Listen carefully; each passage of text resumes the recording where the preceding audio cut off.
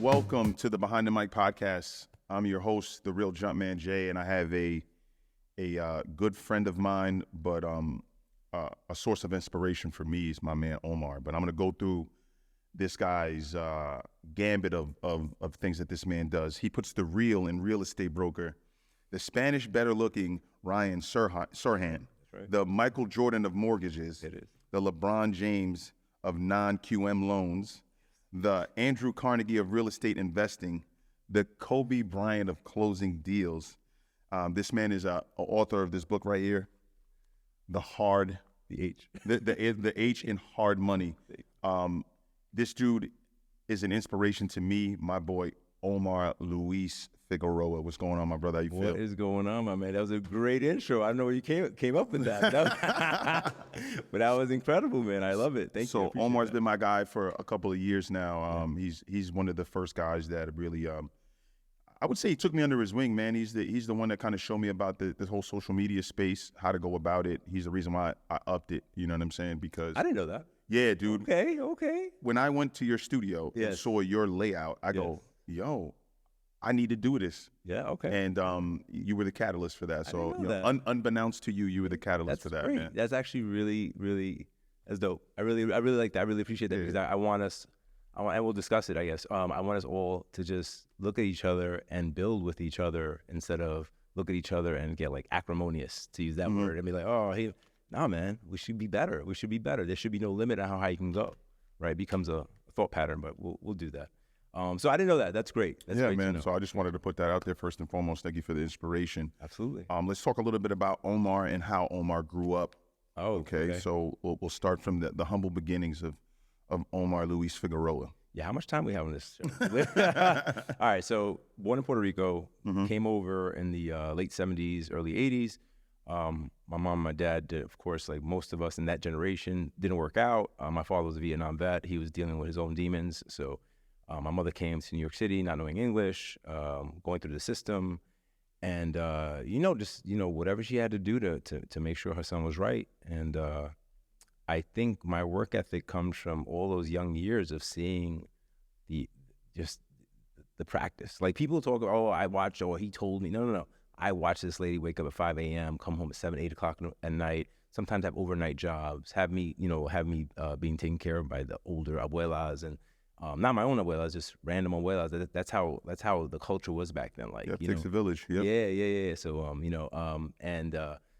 her thing was always telling me, just go to school so you can get a better life. And that was actually just the general message. It wasn't like, this is what you do or that's what you do. So the funny part is, I've tried a lot of things, right? So public school, ended up going and meeting somebody who said I should apply for NYU during my college years. I was told by my guidance counselor at Lehman High School not to apply because it was an expensive school. So just to give an example of what unconscious bias is and what has always been around, I don't think she meant anything against me personally, but she knows there's a big financial commitment to go to private university. I took that as a personal attack on myself, so just to kind of spite it, I applied, I got in, and I graduated. I'm just going along quickly, and I graduated 5 years later. I had to take a semester off because I had a few things happen. My father passed away, my grandfather passed away, I had a son. This is all 17, 18, 19 years old in my life, right? Yeah. So think about statistically speaking, you hear these stories and these are statistics. Oh no, I couldn't because I had a kid, or I couldn't because my father died, or I couldn't because I've heard all those stories as I was growing up, and I refused to be one of those stories. And that was one of the ways, I guess the chip on my shoulder that I used to kind of push and keep it. And it was never like, so I took a semester off to make money to pay for my last semester of school. So it wasn't like I was hanging. I had a son, so my mother didn't make enough money. I had to find, so I was at 17, 18, I was like 19. I had 2 jobs. I was working as a doorman at the Apthorpe on 79th and Broadway, and I mentioned that on purpose. I'll tell you why. And then from there, I got another job from somebody from the tenants there. So the Apthorpe on Broadway and 79th Street is, it used to be a high-end rental. It's now condominium. But being there, I got plugged in through my friend, who who was a police officer. Oh. And I was 19 years old, and they were like, we need somebody to cover the elevator man position for all the summer. They're union workers, so they get 8 to 12 weeks off at a time. So they said, we need somebody with decent looking, speaks English, or, like educated. So he knew I was in school. He goes, yo, apply for this job, or you just go interview, and you got the job, but just don't fuck it up. So I go and I interview, and the lady's there, and she's telling me, hey, listen, you're in the elevator. You're to be seen but not heard. Whatever they tell you to do, what button to press, that's what you do. So I'm like, okay, fine. I'm like, whatever, I need the job, right? It's like paying like $18 an hour. This is back in the 90s, so that's like $35 an hour right now with inflation. So I was like, yeah, whatever you need to do, I'll do it. Okay, so I did it. So I'm there, and there I meet people like Cyndi Lauper. I meet people like Nick Pileggi, who wrote Goodfellas. I meet people like Nora Ephron, sleeps in Seattle. They were married. I met the chairman, Bernard Arnold, the chairman of American Express. I meet a lot of different people. And eventually they see you for like 2 months in the summer. They start talking to you. And, I wasn't being rude, but I was just, I was listening more than talking. And, like they were actually regular people. They had their own struggles. They had their own struggles raising their kids. I'm not going to go into detail, but they had their own struggles, and I would hear about it from them. They had their own struggles being married. They had their own struggles. They were just living in a different economic bracket, and That was the only difference. that was the only difference. So, they would always ask me what I'm doing in school, and it's great. You should pursue your dreams. You should do this. You should do that. Some of them plugged me with other people. So one day I'm there, and one of the girls that lives there, she's like, "Oh, dude, you have another job, because we're looking for a security person to stand in front of this salon." This is how crazy it is. So the salon was Bumble and Bumble on 56 in Lexington. It's a 4-story walk up. The minimum haircut going, and I remember, take the trip in time with me. We're in the 2000s, right? Haircuts were running $200 to $300 a pop in the 2000s. So the caliber of people. Yeah. So the reason I got the job was because a homeless guy walked in, and he walked in to use the bathroom, and there was nobody there who could handle that. They were like, "Look, you're not a client. You can't come in." He just kind of bum rushed. Yeah, he bullied his way in. So thank you, brother. I got a job standing at the front, making sure nobody came in, and it just it's about opportunity creation, right? Like, you're there, and I was like, and because I was like, so I want to say I was at the bottom of the bottom. So any job they offered, I took. I was like, yeah, I'll take it. I didn't even know what it was. They were like, "Oh, just stand here. We'll pay you $20 an hour, 4 hours a day. You just stand there. That's it." So that was another job that I got. And then I eventually graduated school, and I ended up going down to Wall Street for a little bit, and then not liking that too much. I came up with some life insurance money my father had left me. I started a liquor store. I remember we spoke about that. I was gonna Liquor ask store you to segue started in into the liquor 1999, like Rockefeller Records, like all that, because my timeline is music for some reason. In the 99, Rockefeller, Murder Inc., all those guys came up, and I had started my first corporation with my friends. My partnership lasted about 3 months, because I think Tyler Perry says it well. Most people can't survive at certain altitudes, right? They can't take the climb with you. They can't go up. So I'm here. I started the store with 2 of my friends. I put up all the money, and the understanding on my side was that, hey, let me get my initial investment back, and then we're all 33% partners. So in the liquor industry, month 1 through 10 is one economy. Month 10, 11, and 12, which is Thanksgiving, New Year's, and Christmas, you do what you do the whole year in those 3 months again. That's 3 months, exactly. So they saw all this money coming in, but what they didn't understand was that in the liquor business, you're making 35% on a bottle. You're making, maybe, if you're really good with pricing, 50% on a bottle of wine. So if you see $10,000, you're not making $10,000. You're making $35,000 to $4,000. I'm not trying to make it a boring business show, but these are the numbers, right? Math is math. The math wasn't math. So they saw 40,000. They thought we made 40,000. I'm explaining to them, hey guys, no, we're only making, 14,000. And remember, I put up the initial investment. I want to get it back. Anyway, it just didn't work out. They saw too much money. They got crazy, so I had to buy them out. So I ended up buying them out. 2 years later, situation arises. 2 partners having they're having a bad relationship, and they have a nightclub. I know the landlord of the nightclub. Of the building, I'm sorry, and he was a friend of mine. He's like, "Oh, you should talk to these guys." So I ended up knowing one of the partners. I ended up buying him out and going to the nightclub. But the nightclub was like a 6 to 9 month investment, only because I was now operating a liquor store from 8 a.m. in the morning to midnight, a nightclub from 12 o'clock to 6 in the morning, and I wasn't sleeping. Yeah. So in your 20s, you have mad energy. So I was in my 20s. I was like, yeah, I could do this. Now looking back at it, I'm like, I'm in my, I want to say my wisdom years right now. So I'm like, now it's crazy, but it was a great experience. during that time, a kid that I grew up with, I call my little cousin, he's telling the owner of a bank in Long Island, without me knowing, he's just telling him stories about me. I don't know why. He's just telling him stories. Oh, my cousin, he was doing this shit. He runs the Bronx. Yo, bro, I'm a 159 third. You know what I'm saying? Like, I'm not running the Bronx. I got a little nightclub that the maximum people in the club was 65 people, called Candela on Castle Hill. And anyway, so the guy gets piqued and he says, I want to meet him. He drives down to meet me. I remember he pulls up in his X5. Remember the early 20s, the X5 was like That was shit. shit. Yeah, we were like, wow. Yeah, my dad grabbed one in 2000. I was like, this guy's doing it. He already got social credibility with me. Like his car did this, like 50 says, right? The car the watch speaks for me. The car speaks. So his car spoke for him. So he comes up to me. He's like, listen, what I'm trying to do is I'm originally from the Bronx. I moved to Long Island. I own a mortgage bank, and I'm looking to buy property. He goes, none of these people talk to me. So if you can find me property that can buy at a good price, I will pay you a real estate broker fee. Now, you're talking to me. I went to NYU. I met a lot of people, but I knew nothing about this industry. So then I was curious, right? So I was like, yo, all right, so, what is a real estate broker fee? And how much is that? And, like, I was asking questions. And he told me, he was like 6%, So I'm breaking down the numbers in my head. I'm going back to what I told you about the liquor store. I was making 35% on $1. Here I'm making 6% on $400,000. So if you do the math, more sense. Hey kids, if you do the math is math, and math was math. And so I was like, okay. So I tried it out. I found a building really quickly because everybody comes to the liquor store and tells their problems, right? So I found a building. A guy lived out of Tennessee. The property was in the Bronx. People weren't paying him rent. It was just a really good win-win. So we closed the first deal. I get paid. So I was like, okay, so it's real. Like, right? In the beginning, you're like, you're skeptical. You're like, is it real? You get that first check. Is he talking shit? Right. So once you cash your first check and you have your money, like, okay, this is real. So then we do another one. Again, all good. So then I have to go to his bank to get the check. I remember this story. So I go into I want to give you guys context because it's almost like my life is a little bit of a movie. So I walk into his office. He has about 300 employees. His office is all the way in the back. They walk me to the back. They open the door. He's sitting now his back to me, but he has a window behind him.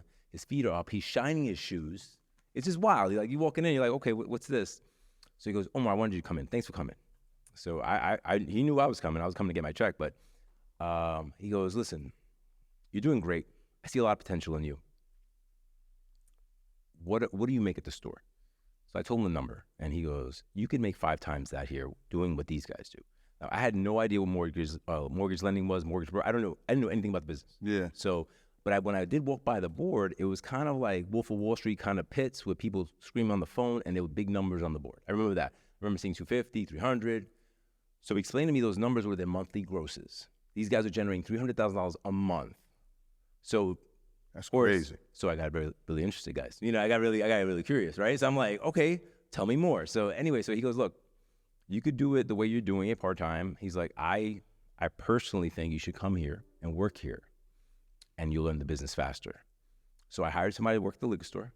Smart. And I went to my second college, right, to the mortgage bank to learn. So he introduced me to this young kid. I was like, what? I was like my early 30s at this time. I was like like 31, 32. And the kid was like 25, right? He goes, I'm your manager. And I'm like, okay, great. What do we do?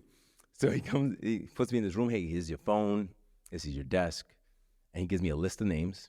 And he goes, call these people and convince them to get a loan. That was my training. Yeah, that was it, bro. So I started calling. Then the next day, email was kind of a newish thing. I know I'm dating myself too. But I was like, all right, so everybody on my phone, I'm going to email them and let them know I'm doing this because that makes sense, right? Like, I had no mentor, no business, no business. You kind of going off the feel. I was just putting it together as we went. So I emailed everybody, and then my accountant referred somebody to me, and then I run over people on the phone, and we'd find common ground, or we'd know people. It just became that. But I'm encapsulating a lot of work in this conversation because you're on the phone from like 9 a.m. to 7 at night. There was no Facebook. That was before the proliferation of the iPhone, all that stuff. So it was like man-to-man, hand-to-hand combat. You were like out there, to boost the ground. Yeah. So that's how I learned. I learned that way. I was there for 2 years, and then I was recruited. There was an underwriter who was leaving. An underwriter is somebody who writes the mortgages. She was a Cuban lady, and me and her were very cool. And she was like, "Look, I got this offer over there. but I told them about you because, I skipped that part. I became one of the top producers really quickly, right? Because I speak English and Spanish, I'm educated, and I put things together really fast, right? If I'm interested, I'm gonna learn. So I was producing really well. So she goes, I got you an interview. So I go, it's further into Long Island. I'm still in the Bronx. So I'm driving 30 minutes now. I drive another 30 minutes to the next place, farther into the island, right? Just to tell you, I only tell this story because I want people to know that if you really pursue something, you cannot see the obstacle. You have to see the opportunity. If you see it the other way, you're basically convincing yourself not to do it. Yep. So I'm an hour out, right? So I go there. I go for my interview. So I sit in the conference room. Another young kid, he's younger than me. Shout out to him. He's 5 years younger than me. He comes in. He's giving me this old, like his whole spiel, right? His company. I'm this. I'm that. I'm that. So I listened, and I was like, okay, cool. And then finally, I was like, all right, when do we get paid? That's what I want to know. When do we? He goes, look. When can I cash your shit? Yeah, no, he goes, the 1st and the 15th. You close on the 14th, you get paid on the 15th. If you close on the 16th, you get paid on the 1st. He's like, that's what I want to know. So as long as my checks are good, I can do the rest. And we did an agreement upon commission split, which is a salesperson thing, which is you agree about how much of what you produce is yours and how much is theirs. And then again, before then, there was no marketing support. There was none of that. They weren't giving you anything like that. So I was like, bet, we made an agreement. So I left one place, I went to a new place. I keep going. I'm like, this is 05, 06, the market collapses, right? So I'm still in the business. The market is like, everything's on fire. Everybody's telling me, you're crazy. I decided to close the store down because the store wasn't making money. It was costing me more money to run it than it was. I wasn't making money. I was just paying. I was making money to pay to have the store. So I closed it down. And I doubled down during the collapse of the market, which is super counterintuitive. And everybody's like, yo, so many people tell me, you're brave. And there was that snide, like, yo. Yeah, a little undertone to it. Yeah, homeboy's going to be on some shit. But yeah, we persevered. In the market, 08, 09, the collapse of the markets, I was breaking 6 figures anyway. Because at the end of the day, people always need money. Remember that. People always need money. You want to buy People want to buy nice sneakers, people want houses, and people want to buy cars. They're always going to want to buy. It doesn't matter what happens. I hear, there's a big recession. Then you look at the mall, the parking lot's full. It doesn't make sense. It's always packed. Yeah. So it's a lot of propaganda with the old media, but that's another conversation. So where was I? All right, so I shut it down, went there. So in 2012, I started dabbling. There was a lot of short sales going on, and that a short sale is basically, so what created the collapse was that the Wall Street was very loosey-goosey with the money. And what that led to was an artificial inflation of value. And what that means is the houses that are really worth 400 were being said that they're worth 600, but add to the fact that the banks are now lending you loans with no down payments, closing costs. It's basically just giving you shit. Yeah. Walking away is not a big deal. You have no skin in the game. You're not invested, right? So a lot of people that propelled us into the whole foreclosure thing. Then Obama had to come in with the HARP program, Make It Home Affordable program. I know I'm giving people a history lesson, but this is what happened. The listeners need to hear that. Yeah, this is what happened. So during that time, a lot of people were doing short sales. What is a short sale? A short sale is a property that is worth 500 but owes $1 million, right? There's no way you're gonna get that equity back. The equity is the difference of the value of the property which you owe. So you're negative equity, right? You owe more than you own. So if you negotiate a short sale for the seller, the bank will then allow you to sell it at fair market value and forgive the rest. Oh, okay. Right. So people buying houses back at 300, 400 that owed 1.2 million because they weren't paying. The real estate brokers are killing it. This leads me into my second phase of my life, which I start investigating the real estate broker world. I'm like, yo, how hard it is to get into this? It's 75 hours and you get your license. Like the cost of entry is nothing, right? Of course, let me say this to say this. Just because it's easy to get in doesn't mean you're going to be great. And I'm not hating on anybody. Anybody can do anything they want. But remember, anything you want to do great, you have to work at it. And that's the way it should be, right? That's the way it should be. You should, if you're a great basketball player, like I play ball. You guys know I play ball. I'm not LeBron. I just don't have those attributes, right? But I'm pretty good at what I do, but I'm never going to be LeBron. Same thing if you come in, you want to be a real estate broker, whatever. You might not be the LeBron James of real estate broker, but find where you fit in. You got to find your lane. Yeah, get in where you fit in, and but be also self-aware of that. Are you willing to work as hard? Going back to my story, I'm driving an hour out to Long Island, an hour back to the Bronx for years, 50 miles a day each way. not complaining because I'm thinking I'm learning something. Because once you learn something, nobody can take it away from you, right? So I'm thinking this is my second education. So anyway, coming back to the Bronx, I started looking into the real estate broker thing. I learned about it. I started becoming aware of like their commission checks. So they're making 6% on the sale transaction. So just do math really quickly. $500,000 times 6 is $330,000, right? Like really quickly, and it's really for minimal work at this time.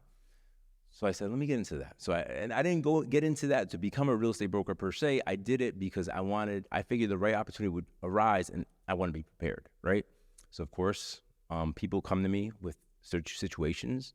What I've become really good at is because I know how all the pieces play. I know how to structure a deal. I know how to put the players on the field the right way, to use that analogy, right? So I started doing that. I started doing short sales, getting new buyers, and getting people out of situations, because the reason a short sale was so attractive to people that were selling is that they walked away not owing the bank anything. Yep. Whereas other Clean people, slate. where other people could hit up with a lien of 200,000, 300,000, like you would never get out from under that, right? Yeah. So that was the way. That's the reason they liked it. So I started doing that, and at that time, I'm doing residential lending and real estate brokering. And residential lending then went through something called I forgot. I can't. I forgot the rule. Anyway, it's some regulations came up where they started messing around with compensation. And when I saw that writing on the wall, I was like, all right, so I guess the party's over. Got to dip out here. Let me pivot. I see what's coming. And I pivoted into real estate. So then the proliferation of non-QM lending came in. Non-QM lending, for people that don't know, is non-qualified mortgages, which is basically a qualified mortgage is basically you can show your pay stub and your savings account, and that's how you qualify for the loan. You're able to prove that you can pay it back. Yes. A non-conventional mortgage, there's different ways to prove you can pay it. If you're a business owner and you have $100,000 a month in income or $20,000 a month in income, we can use that as income.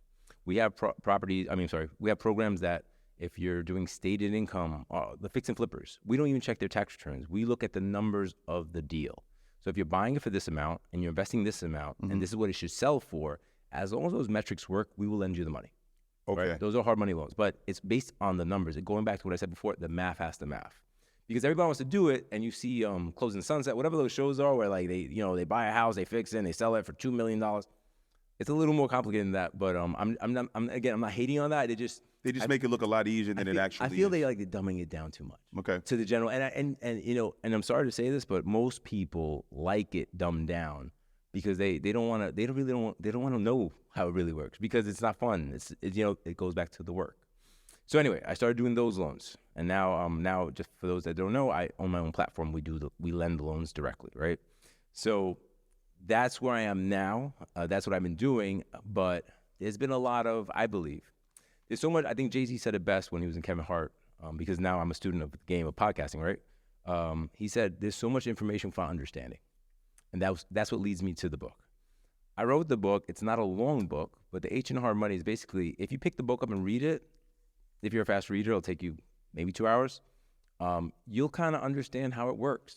That's really what it's all about. It's not really because people come up to you and they're like, oh, I'm going to get this type of loan, that type of loan. I'm like, you don't qualify for that type of loan. You don't understand like why. But going back to those shows, they dumbed it down so much that people kind of believe the hype. And then when they feel defeated, I'm there to tell them, hey, listen, look at the basics.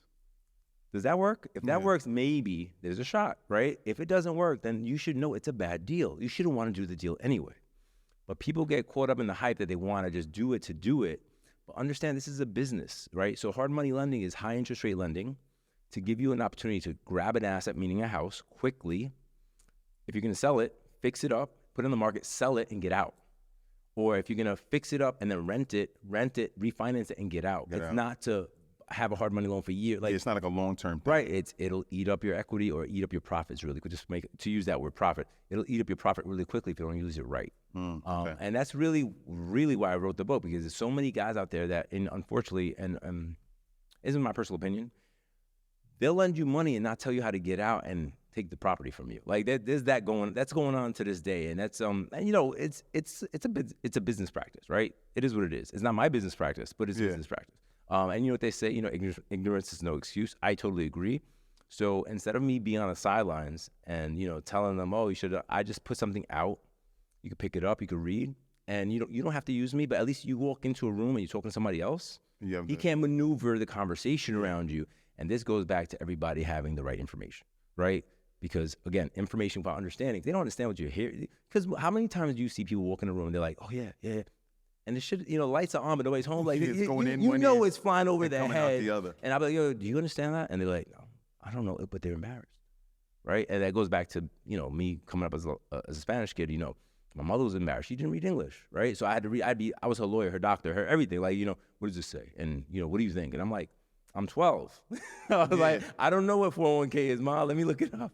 But that's what the kids became when the parents weren't speaking the language. So do you think that that pushed you to learn the way you learn and attack things the way you attack? Because you got thrown to the fire very early. Absolutely. So absolutely. You having to embrace that position and being like, all right, well, I'm at the helm now. I got to make things happen. Let me educate myself so that I don't get stuck in the wrong situation or don't get misinformed. Because I feel like you got started super early. Yeah. And you got the wheels going and the wheels never stopped. You just kept pushing forward. Yeah. Well, because I say this to my kids all the time, my wife, that necessity creates maturity, right? Mm-hmm. It makes you, so I had to get mature really quickly. I think that when I came here, and of course I'm an American citizen, but I had really an immigrant experience because my mom didn't speak English, so I had to become I would go to the doctor, explain all that shit. It's crazy if you think about it. You come to a country you don't know the language, and you have to listen to your 8, 9, 10-year-old kid explain large fucking concepts to you, right? Mm-hmm. I think that was definitely part of it, and then meeting the people I met on my journey just allowed me to understand that. And again, this is not becoming. It's not a race-driven podcast, but it's don't put the excuse there before you try, right? It's because it's not. No. I had direct interaction with people who have nothing in common with me, and we had genuine creative conversation, and there was no bias. There was no, I'm not telling you about that. When people try to, information is the ultimate power, right? And if people try to keep information from you, it's a reflection on them and their insecurity. Yeah. The best advice I've ever gotten are from the most successful people I've ever met. They're like, what are you doing? Yo, think about this. Yo, think about that. And us talking off camera, I was like, yo, we could do this. I become a product of that. And I believe it because I'm not selling it, man. I am a product of it. I'm all these things. People say, oh, you do all these things. I'm like, yeah, we could do all these things, right? You're a police officer. Mm-hmm. You're a pretty good darn athlete. You play football. You could lift weights. I know you're old now, but at one point you were really. At one That's point, a fact, though. At one point, you were a monster athlete, and you still are. But you just being humble, and I love that about you. Respect. I own a mortgage lending facility. I own a mortgage brokerage. I own a media company. I own buildings. I've invested in fintech. I am all those things. I don't have to be one thing. And if they all pop, you'll hear about it later. If they all go to shit, I get up tomorrow to go to work anyway. Yeah. That becomes the thing, right? I did this, so now I can wait. Nah, man, you keep going. You keep going, man. You keep going. You from you got me hyped times right now. that I had.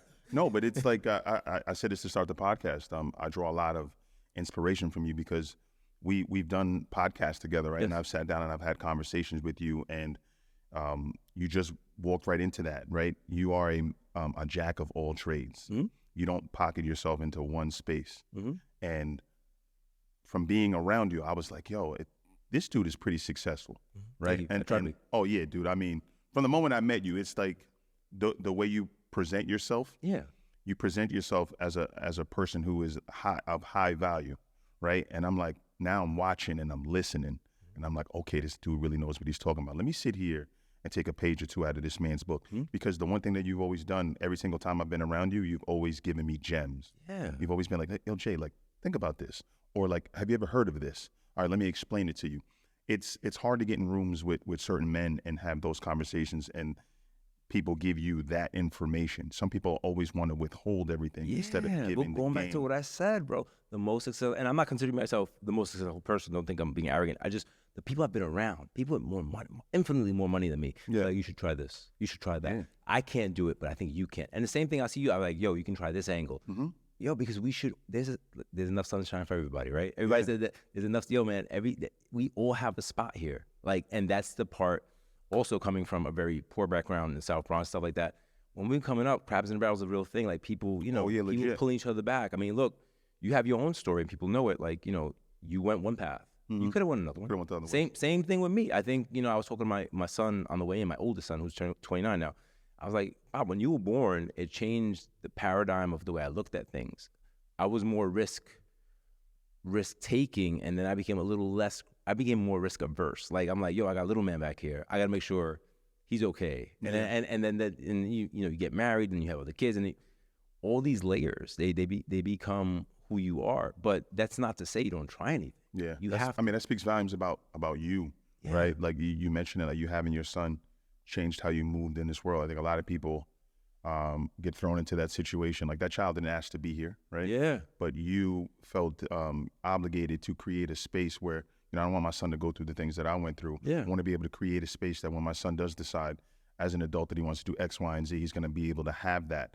Now, he's going to learn what hard work is. He's going to know the value of $1, but he's also going to know that I'm going to give him the tools that he needs to succeed in life. Let's go deeper. My father was a Vietnam vet, and for anybody who went to Vietnam, most of them came back having addictions. Mm-hmm. I had my father died when I was 18, right? So maybe I had, if we compounded all the time together, a decent 5 years together, maybe, right? I just didn't want to be that.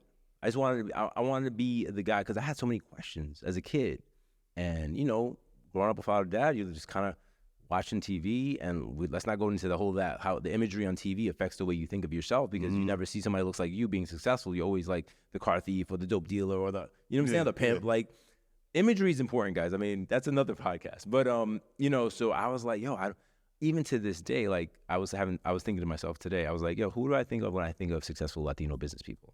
I can say some obscure names to you that even I will have a hard time remembering. I think of J-Lo.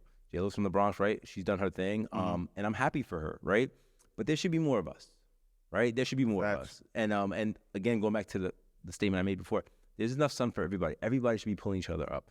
I know certain people that have a certain celebrity status, and they're aware of the celebrity and they're aware of, I guess, their value, but they flex it in a real monetary way.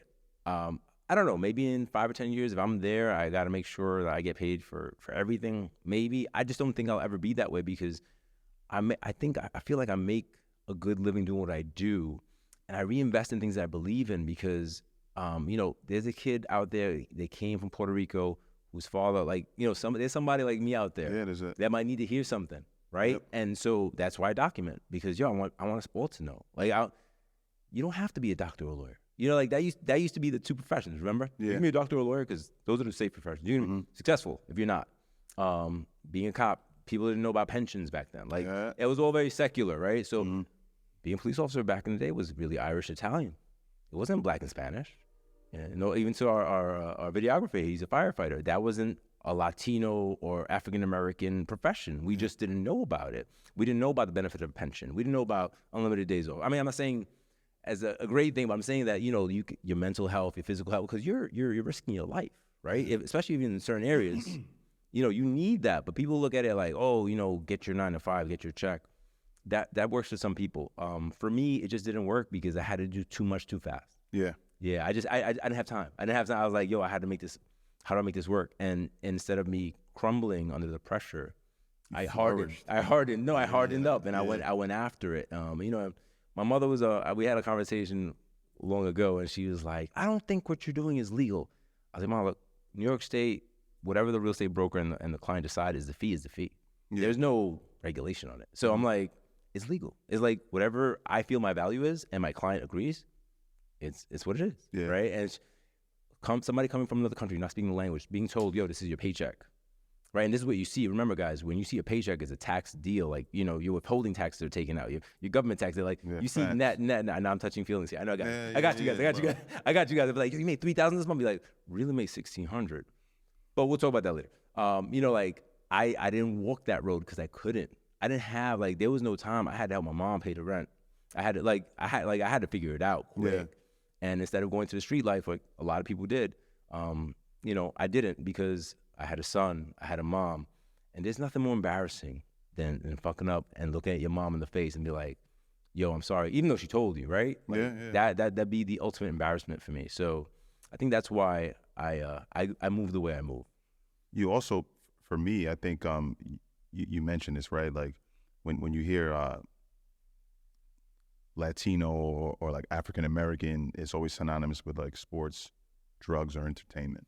Yeah, you going back to early '90s or late 2000s concept. Yeah, I agree. that concept, and I feel like you changed that trajectory by doing what you do. I'm trying to. Yeah, and I feel like there's a kid out there that's looking for some inspiration, that doesn't want to be on the block, that doesn't want to be outside, right? And you educating them on these things, I think, gives them a different avenue, because not everybody. My friend Styles says this all the time. Styles P, shout out to Styles P, owner of Juices for Life and Pharmacy for Life. He's like, yo, not everybody's meant to be a gangster. No. He's like, nerd up, get your education, educate yourself, and take that route, because being gangster is you're only gonna end up in two places. To add to Styles P, in jail. there you go. To add Styles P, we know how that story ends. We all have friends like that, or we have kids that we see that we like, we wish, and you hear about them dead later. Like it's just a bad thing. Touching on that, like a lot of my friends that I have 3 sons, right? 19, 23, and 29. And of course, our 23-year-old and 19-year-old grew up with, we were very lucky when we had them in karate school. We created this core group of friends where, single mothers or a couple, it doesn't matter. There's like a gang of us. We call ourselves the positivity crew now. That's just, the text message changed, and I loved it. And, their sons might not hear it from their parent, but they'll be like, yo, can I come talk to you? Yo, how do write-offs work? Like, stuff like that. Like, I'm hearing what's on the internet. Like, what? And I was like, well, listen, I explained it to them, and I'm very honored to be able to have those conversations, because the fact that he's trying to make a move is that's it. That's the win for me. The fact that he's thinking about starting his own business, that's the win for me. That I won, because I'm like, yo, man, you could do it. It takes a lot of work, but you could do it, right? And write-offs, this is what it means. I break it down for him. And I'm like, you could write this off. You can't write that off. But remember, I told him at the end of the day, you have to make money to write it off. A lot of people aren't telling you that. Like they're like, oh, you can write it off. Yeah, great. Well, what do you report? Well, nothing. So where's the write-off helping, right? You're a negative write-off, and then it becomes, anyway. I'm having those conversations now. Now the kids are like 19, 20, 21, and they're in school. They still don't know what they want to do, but they'll come to me and ask me some questions, and I'm happy that I'm there for them, because I didn't have anybody. I had to learn, going back to you saying, jack of all trades, I am pretty good at a lot of things, but I put a supreme amount of work and time behind it. I studied the shit. Like, I studied it. Everything I do, I've studied it. It's not like I think I'll try this today. I'm gonna do gymnastics today. No. Like, I know what I'm built for. I know what I'm good at. And on top of that, I study the game, and I respect it. I respect it because I know what it could be. Like, people see, I just wanna be rich. And then here's the question: why? Yeah. Most people don't know. My wife asked me that years ago. She was like, most people don't know why. She's like, why do you want to be rich? I was like, so I can help more people. My answer was quick, because I already knew my purpose is there, whether it's my immediate family, my outer family, people that I meet on the street. Like, if you look up any of my social media, it's like, helping people I meet along the way. It doesn't have to be somebody direct to me. It's all of us, because at the end of the day, black, white, brown, Asian, we're all human. And then more people thought that way. Same organs. Yeah. Same everything. We bleed the same. I'm not trying to get gory, but we strip the complexion, all the same. Yeah. All the same. And if people really treat each other that way, the world will be different. Facts, man. Super insightful.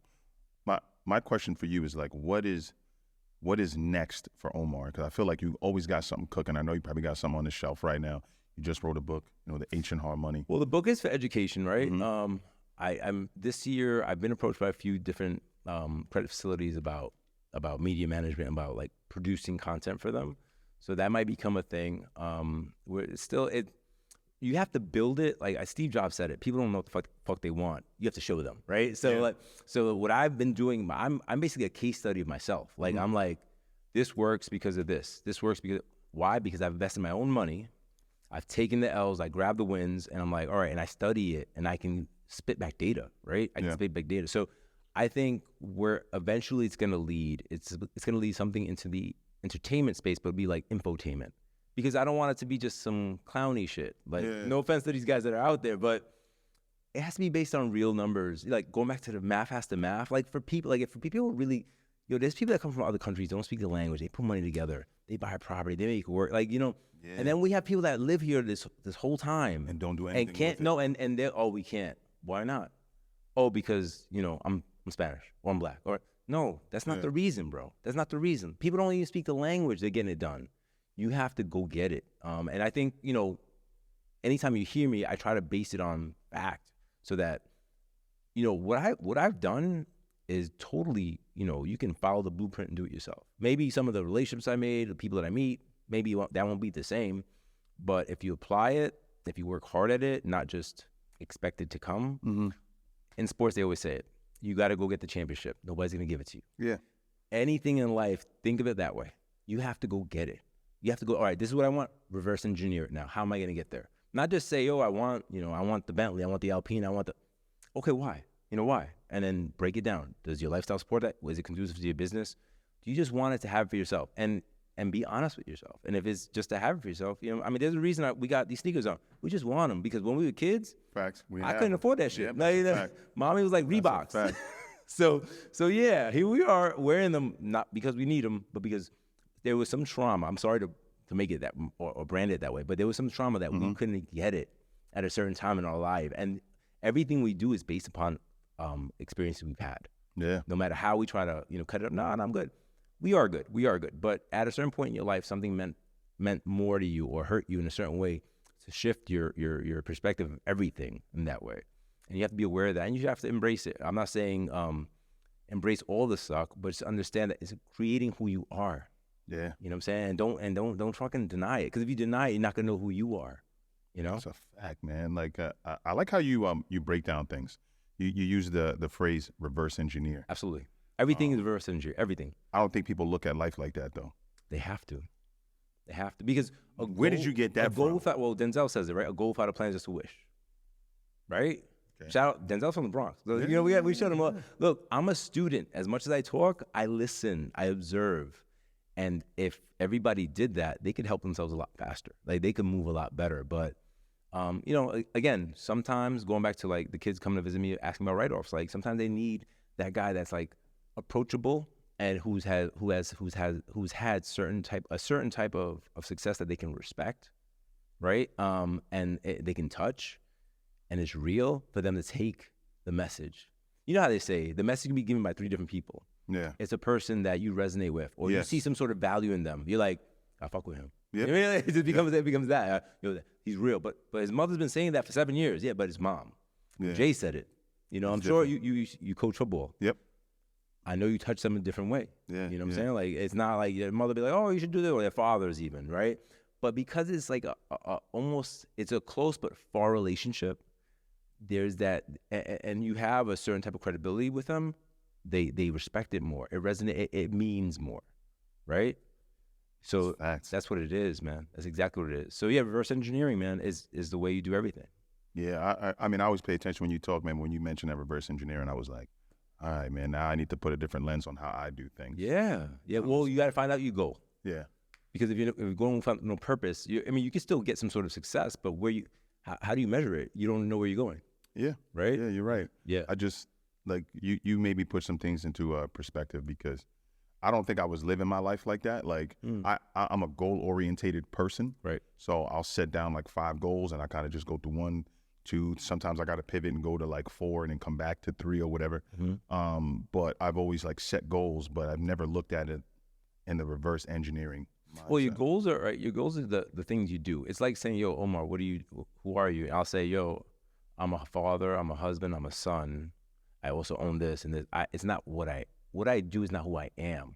Going back to your goals, those are things you're doing, but what's your purpose? Yes. Right at the end, what am I trying to really do here? Like, I'm trying to leave, me personally, I'm trying to leave the world a better place. Secondly, I'm trying to show my boys, my 3 sons and their surrounding friends, because they're all like, I'm not saying they're my sons, I'm not trying to place anybody's father, but if they're going to listen to me, I'm going to talk. I want to get them better, like more prepared, right? Like, to ascend, you have to prepare. Like, to ascend, and what I mean by ascend is mentally, financially, health-wise. Like, we could take this podcast to the health field. Like, like before I would say the 90s was heavy, 80s were heavy in bodybuilding, right? So everybody wanted to be big, but nobody understood the damage they were doing to themselves Yep. with the drug use. We're not gonna go. Yeah, we're not gonna unpack that. Yeah, we're not gonna unpack it, but there's so much to it now. I'm in my wisdom years, and my wife, who is incredibly disciplined, we eat a different way. Why? Because we want to have a longer quality of life, right? Like I'm not gonna disclose my age, even though you can look it up, but I'm not the typical age this way. Like most people are like, really? I thought you were. Yeah, like you have this different energy. I was like, well, because I'm preserving it. Like I'm moving a certain way on purpose. Mm-hmm. You know what I'm saying? Of course, I have friends that drink all weekend and do this, and they look like they're 95. Yeah, that ages them. It catches up. Yeah, and it's all good. I'm not hating. If that's your purpose, do your thing, bro. But if you can attach yourself to a higher purpose, whatever it is, it then allows you, basically, it's like your North Star, and it motivates you. And then your goals become easier because they become clearer. Because at the end, and that can change. You may never get there. And you know what? That's the beauty of it. Because if you never get there, you'll just become better every year. As even if you'll never get there, but the fact that you were trying to bring a version out of you that you would have never attained without having a big purpose. You just gave me a brand new affirmation. To ascend, you have to prepare. Yeah, absolutely. So we're making a pivot with the podcast.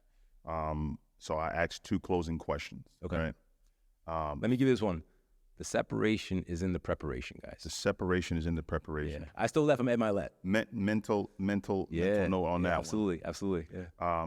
Top 5 sneakers. Oh, wait, I have my list. Hold on. Oh, he got the list. We talked about this. Hold on. Top 5 kicks. Yeah. Hold on. I got you. You can own them, not own them, whatever. Oh, so, all right, let's talk about that. I only talked about things that I own. That you own. Because I would. all right, so go through your top 5 I would have been I would be everywhere because, like, I want everything. All right, so 5. And most people might not know this. I don't even know if you'll know this one. The Nike Air Pressure Retro White. Nope. Mark Jackson pumps. The Nike pumps. Yeah. Do you remember them? I had them. I had them when I was a kid. Shit. Yo, they had a big dookie plastic thing we used to carry. I made a book bag. It was dope. But look those up. Those are really rare. Okay, got you. All right. So I'm a big Jordan fan. I grew up with Michael Jordan. The AJ one with the North Carolina colors. I have those. Okay. Black and blues.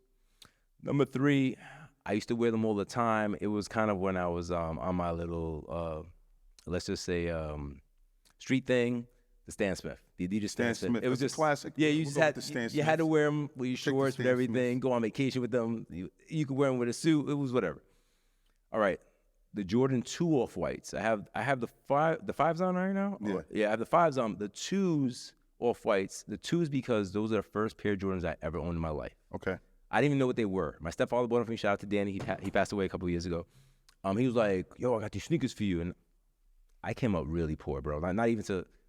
I don't know, but they were $100 back in the 90s or even early 80s. So I was like, I opened them up, like, wow. Sounds like the box was glowing. And yeah, AJ2s. Those are my number 1 now is the Jordan 4 original black and red. Okay. Blacks, yeah. I know there's a word.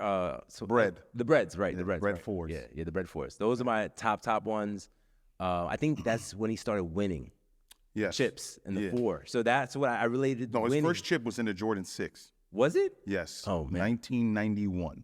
Okay. When he defeated the Los Angeles Lakers. Okay. And then thereafter, that's when he went on the run. Yeah, anything from the 6s to the 12s. Yeah. Those were his championship sneakers. Yeah, going back to what I told you about the journey, right? Michael Jordan was an icon before he won. Mm-hmm. Oh, yeah. Everybody wanted to be like him. Yeah. The fact that he won just further affirmed him, right? Now he's in the talk forever. If we really want to talk about something forever, he's the greatest shoe salesman ever. He owns the Jordan brand, and his sneakers sell the most. And he has mad athletes signed. It makes no sense. Did you? I'm pretty sure you watched the movie. All day, yeah. Yeah, bro. That kind of blew my mind just watching that movie.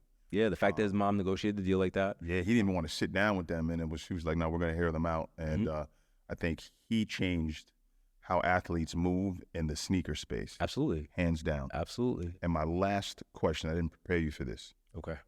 So this is on drum roll. Let's see it. Let's hear it. All right.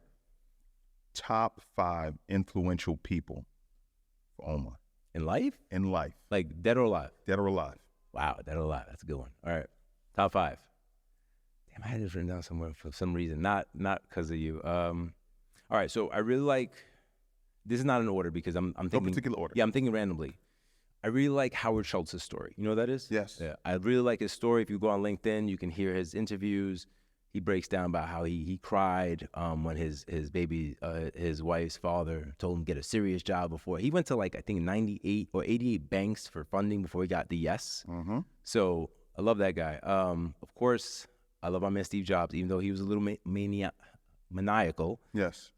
I don't know if have you read the books or no? No, I remember. He talks about creating a reality force field, and I believe I live in that. Like what that means is that it might not exist yet, but if you have a clear enough vision of it, you can make it exist, and you can inspire others to believe in it. The iPhone, the story of the iPhone is crazy. Like none of the technology existed. Yeah. He willed that shit into existence. The glass on our iPhone used to be on top of the sunroofs. I don't know if you know that. No, I didn't know that It's shit. called Gorilla Glass, right? Again, I'm a student. I'm a nerd when it comes to that shit. All right, hold on. I like Bezos a lot because he kind of lives on his own terms. Mm-hmm. He got with a Latina now. That's a shout out to Jeff. Yeah, but Jeff also. That's why his swag changed. Jeff also he played long game a lot, and if I break it down, it might sound to like the common person, it might sound like he was being predatory, but he was willing to lose money in the beginning to win in the end, and that's great. I think I'm gonna throw my man Gary Vee on there because I listen to Gary a lot. We saw each other at the Hudson Yards a couple of times, and I believe me and him are gonna actually get on a podcast one day. We have a lot of similarities, a lot of people, same birthday, just bound to happen. And my fifth, and I'm putting him on there right now. He's a successful businessman, Ed Milet. And Ed Milet, the yeah. reason I like this kid so much, he's older than me, but I don't know if you saw the snip of him, the one. Yeah. That shit touched me. Like I heard it touched my soul.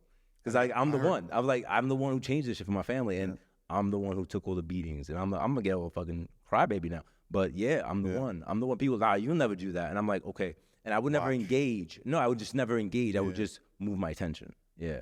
Whereas people start fighting, I would never. I'd be like, okay, listen. Even your closest family, they love you. If they don't see the vision, they're gonna dissuade you. You can't spend time arguing with them. You have to. There's no time to convince somebody else. Yep. You have to just go do it. And what happens is once you're doing it and it's easy and apparent to see, they change. This happened with my mother. She was like, no, get out of that business. It's commission only. Da, da, da, da, da.